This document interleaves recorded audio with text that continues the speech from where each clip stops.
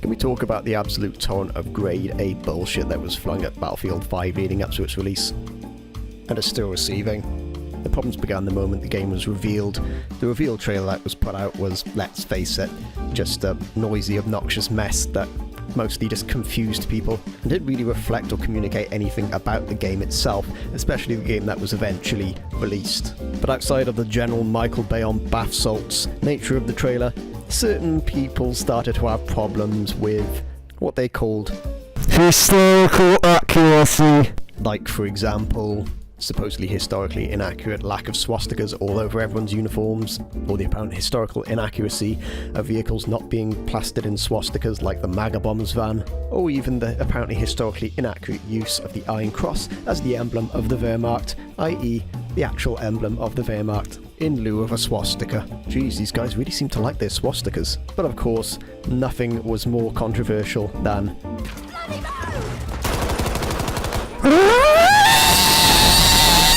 of course, the ridiculous sight of a woman on the front lines of the Western Front wielding a high-tech sci-fi cyborg hook, which, as any scientist will tell you, makes it literally impossible to hold a rifle. Hit a bit of a nerve. Of course, there actually were British women fighting on the front lines of the Western Front in the latter stages of the war, which conveniently all of these history PhDs on the internet seem to collectively forget about. But we'll talk about that later.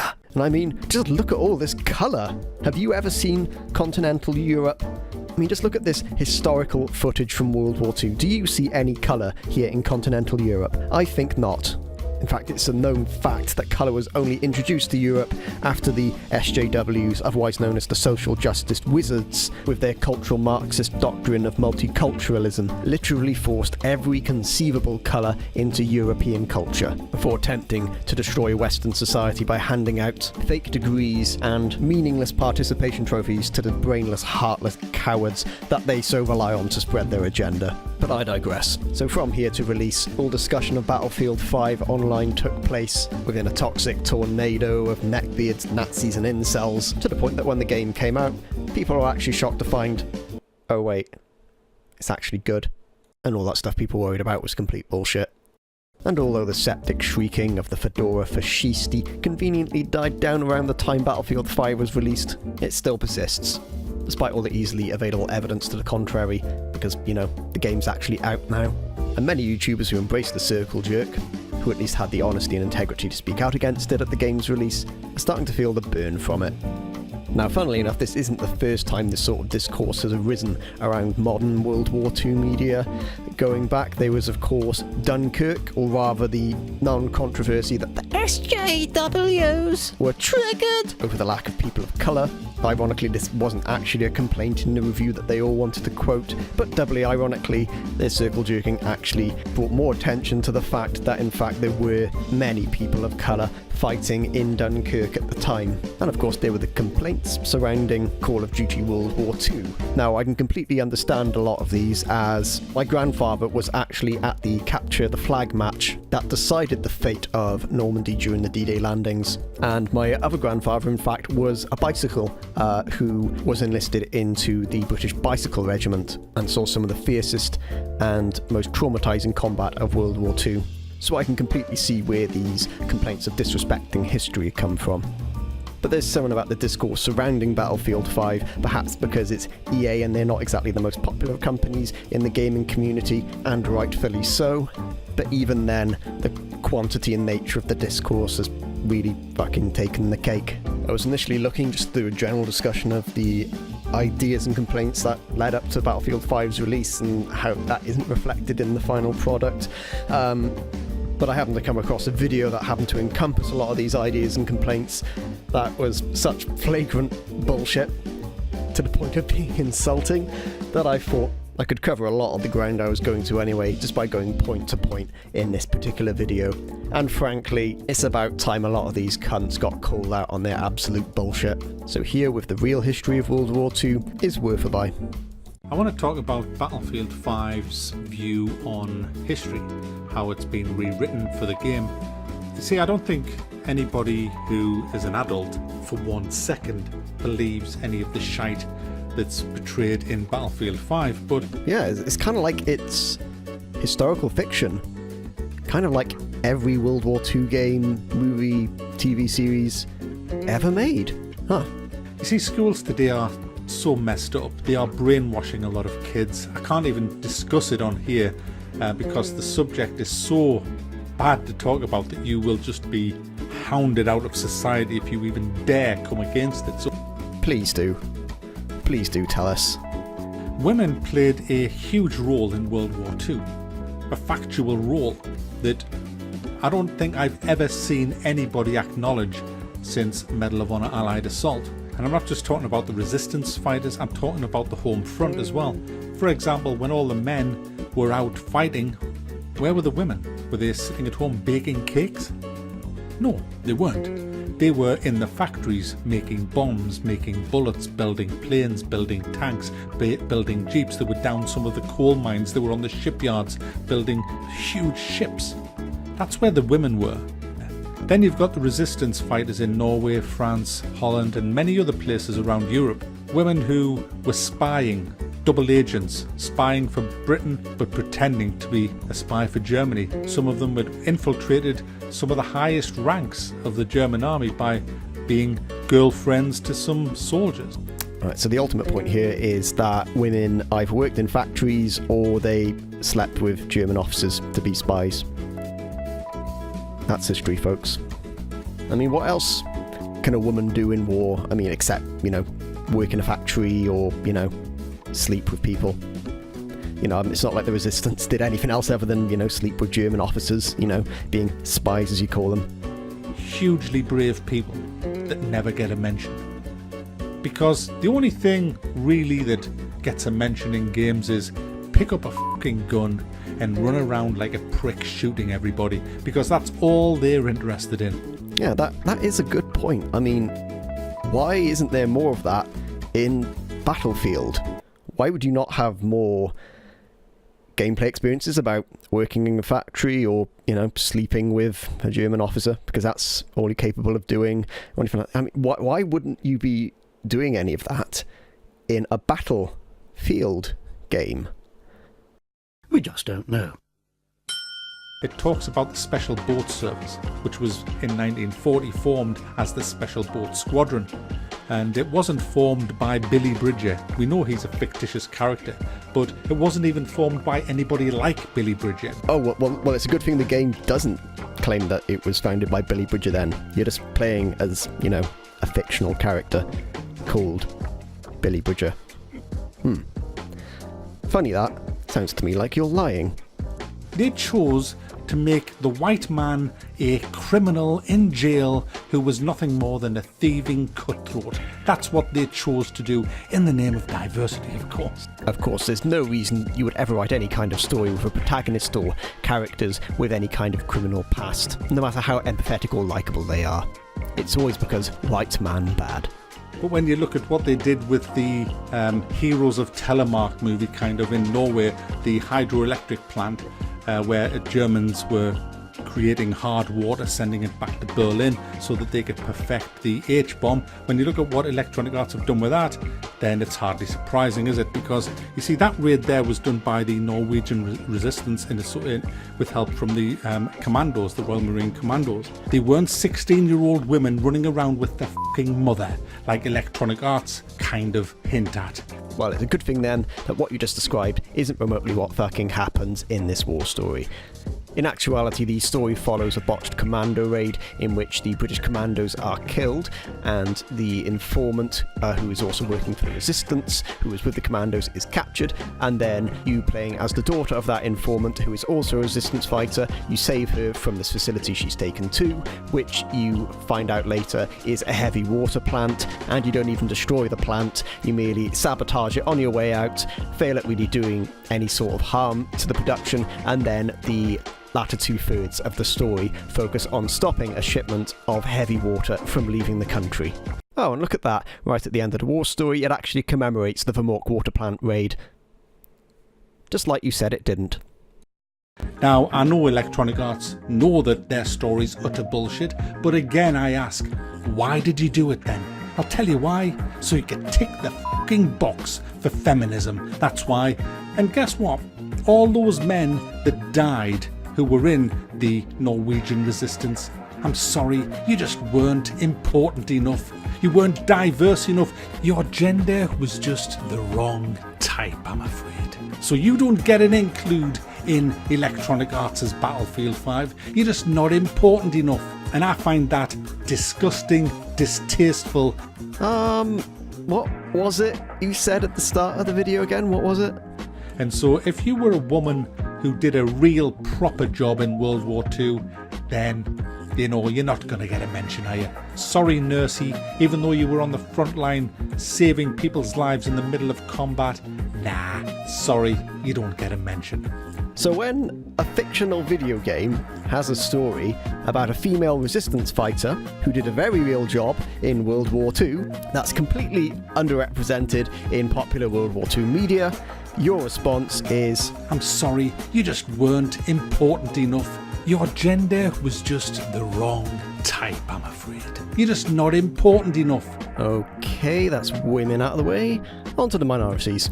The irony is, the only actual pretty realistic story that follows historical facts is the third one about the Senegalese soldiers, the colonial soldiers who fought for France during World War II. Even that, they have to have a go at the white person, because the story behind that is that the French white soldiers are unable to remove the Germans from this place, but then the Senegalese go in and they make sure they move them out the way, and they drive the Germans out.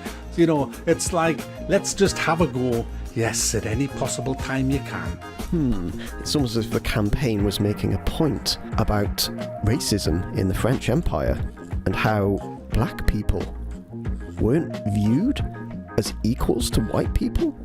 There was racism in the mid-20th century in Europe. Who knew? Who knew? I'm fine about them representing the Senegalese. Are you sure now? Are you really sure? Come on. I mean, I love the Senegalese. I love their contribution to the war effort. But what did the French Empire ever do to them? Apart from completely whitewash their contribution to the war effort, despite making up 2/3 of the French army at the time and keeping them out of the liberation of Paris to ensure that only white troops took back the capital and denied them military pensions for the rest of their lives. Oh, and by the way, at the end of the chapter, it kind of states exactly all of this. So, I don't know, maybe you should read. Or stop being such a fucking liar. I think it's a huge disservice that the colonial fighters who volunteered, by the way, don't let any lefty tell you that we made these people fight for us. Remember, kids, it's the left who are trying to change the narrative on World War II history. Don't fall for their vapid virtue signalling. Just remember that women and blacks are great, just so long as in the history books they stay where they fucking belong. And, you know, we still hold the Commonwealth together because our empire was not as bad as it's painted out to be. Here we fucking go. We were not Satan's balls as we are made out by certain people in society. Except for all the genocide, violent political oppression, and all the arbitrary redrawing of borders that tore entire countries apart and has resulted in decades upon decades of racial and ethnic violence that continues to threaten world peace to this day. But that was before. Towards the end, we were good. Remember that time Churchill redirected food supplies going into India during a famine and forcefully redirected them to areas on the front which didn't actually need any further food supplies, resulting in the deaths of 3 million people? And then he blamed it on the Indians for, quote, breeding like rabbits. But hey, none of that matters. As Mahatma Gandhi once famously said, we've had our differences, but those British are alright. I want to end with just saying that I think that when you take actual events that happened in World War II, you should stick with the facts as far as you possibly can. Hidden and Dangerous managed to do it no problem whatsoever. Enemy Front, which was released in 2014, also managed to do it. That was a game talking about the sabotage of the Wehrmacht heavy water plant, and during the mission the play is led by a character called Leif Ronneberg. Now, that was a guy who was actually there. Right, now this makes absolutely no fucking sense. So, of all the hills you're going to die on for historic accuracy in video games, you're going to pick fucking Enemy Front, which, again, it's not even that good a game to begin with, but then the entire game is based on one American super soldier basically single-handedly winning the war across the entire European theatre. And then you bring up the example with the heavy water plant where there's a mission where you take part in that raid. I mean, that didn't really happen. There wasn't an American there. I mean, you said that. There wasn't an American. It was British commandos. And of course the one female who you make a big thing of focusing on her being a medic.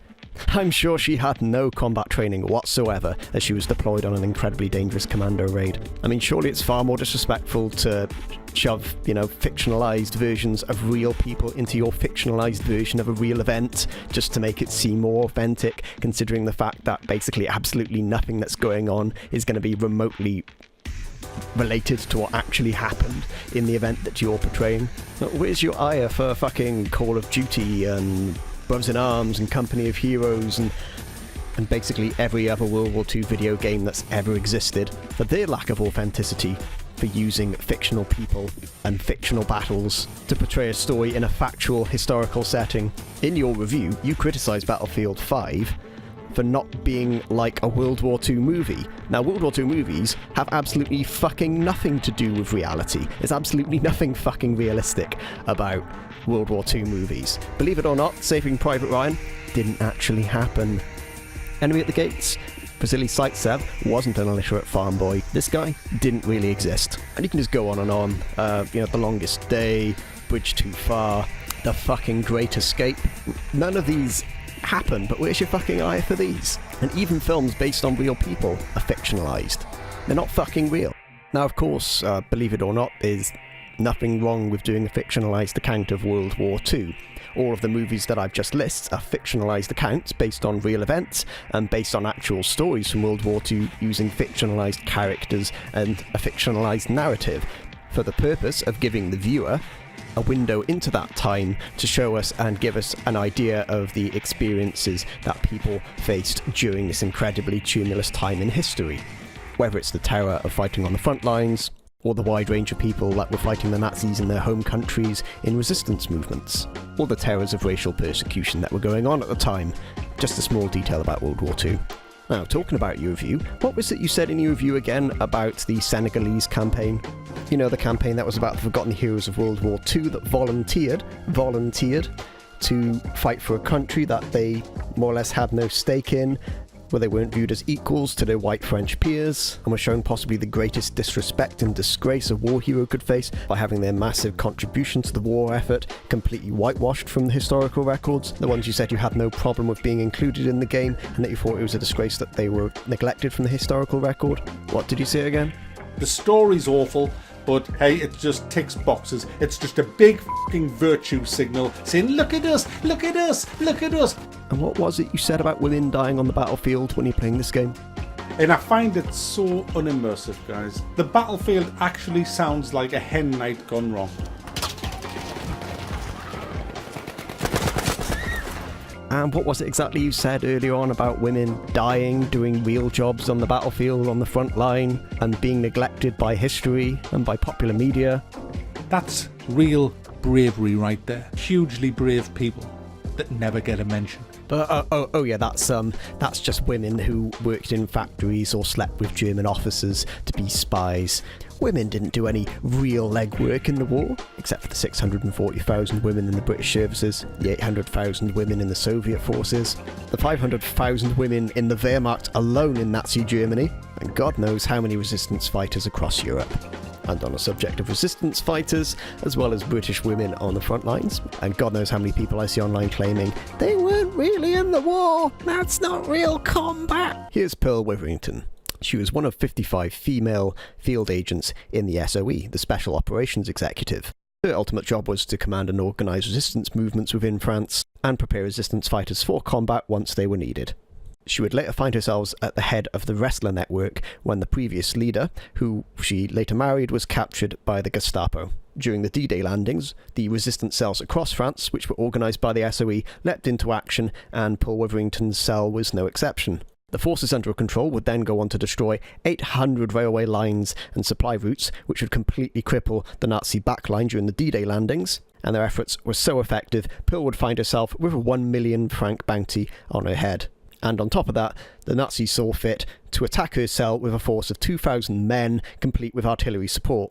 Her band of around 50 fighters, in conjunction with the neighbouring Marquis of roughly 100 fighters, fought for 14 hours, killing around 86 German troops and losing around 24. Pearl and her remaining forces would then fall back into the nearby cornfields and regroup to prepare for an all-out guerrilla assault against the German backline. By the end of the operation, her cell had managed to kill 1,000 German troops while suffering few casualties, and was ultimately responsible for the surrender of 18,000 German troops. She was recommended for the Military Cross, which, if you don't know, is awarded to those who commit acts of exemplary gallantry during active operations against the enemy on land, although she was ultimately ineligible being a woman. Gee, it's almost as if racism and sexism were things back in the early 20th century. And was also awarded the Legion of Honour from France for her service. When she was initially turned down for the Military Cross, she was instead offered the MBE, which she rejected, citing, "There was nothing remotely civil about what I did." So there you have it, just one woman officially enlisted into the British forces that saw some of the fiercest combat on the Western Front. Seems to me that there are actually quite a lot of women on the battlefield in World War II. Funny how you couldn't find time to bring up someone like her in your video about the real female heroes of World War II. Also, you know, it's a cosmetic choice that you can make as a player, because it's a video game. But remember kids, it's the left who get unnecessarily triggered over menial bullshit. Oh, and Battlefield games have never been realistic. I wonder why it's one rule for Battlefield 5 and another rule for literally every other piece of World War II media ever created.